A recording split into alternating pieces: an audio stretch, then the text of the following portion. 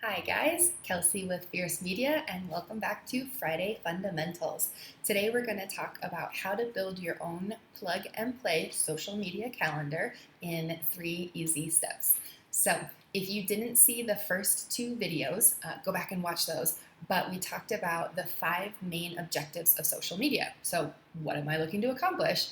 As well as the main types of content that you're going to use to accomplish those objectives, right? So what do I want to accomplish and what type of content should I be used to do it?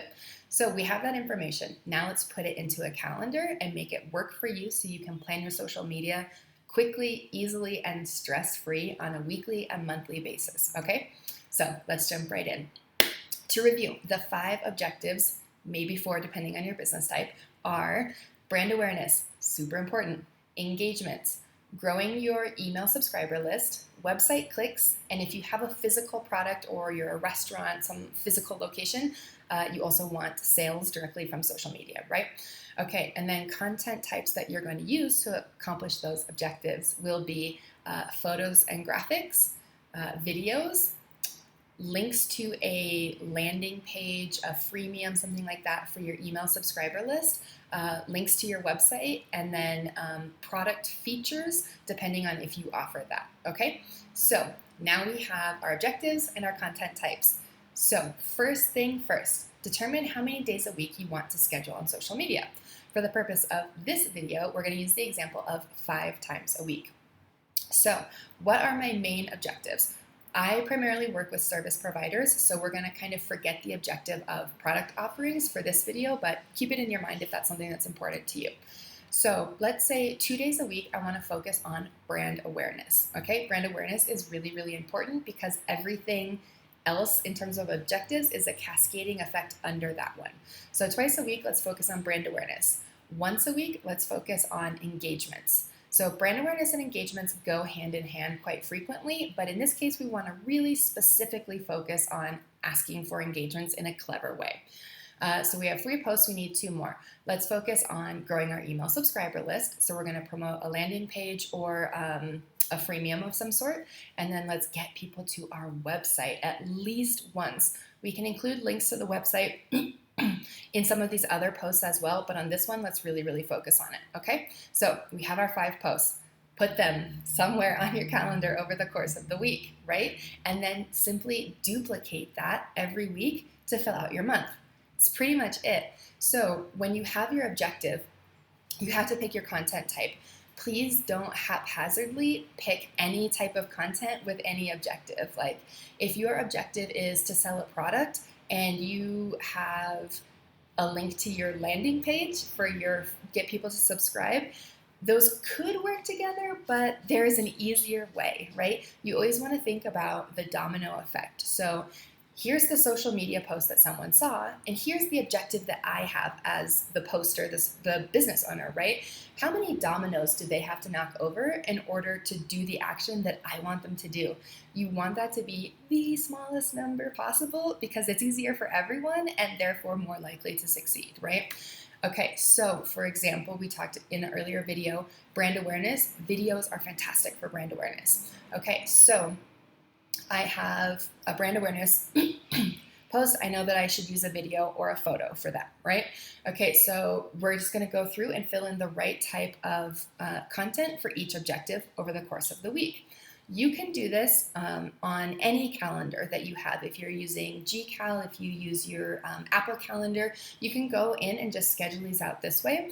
If you want a more dynamic, engaging way to plan this content where you can really see, okay, I have this objective on these days and I'm using this content type and here's my social copy and here's my graphic or video, I recommend a service called Airtable. I'm going to include a link to it in the comments of this video, but Airtable can be free or you can pay to have a pro version. If you're a small business owner and you're doing this yourself, the free version is going to work perfectly fine for you, so don't stress about it, but I highly, highly recommend it. It's what we use with all of our clients. And then you can just duplicate the month every month once you've made your template, right?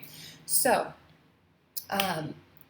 the first part is determine the schedule that you're going to over the course of the week, right? So I'm going to have these objectives on these days, and this is the content type. We duplicate that. So now we know what type of content we want to put in there. We need to think about what days we're actually scheduling those posts and what time of day. So this is the biggest part of a really cohesive, functional content calendar, is posting at the right times, right? If you have an amazing, hilarious post that's going to get tons of engagements and you post it when none of your followers are online, that post just failed and it could have been amazing, and that's a huge bummer, right? So if you are using Creator Studio, if you're using Facebook Business Manager, if you're looking at the insights on your Facebook page, you can see your audience and you can see when your audience is online.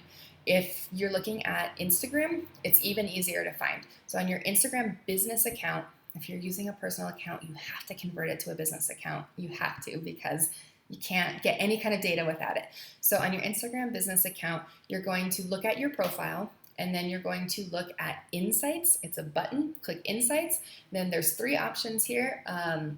Content, something, I don't remember. And Audience is the last one across the top. Click Audience, scroll all the way down, and it's gonna tell you per day of week. There's a slider, you can tap the days of the week, and below it has blocks of hours, and it tells you how dense your audience is for each of those blocks of hours for each day of week. So you can literally see, okay, at 7 a.m. on Mondays, none of my audience is online.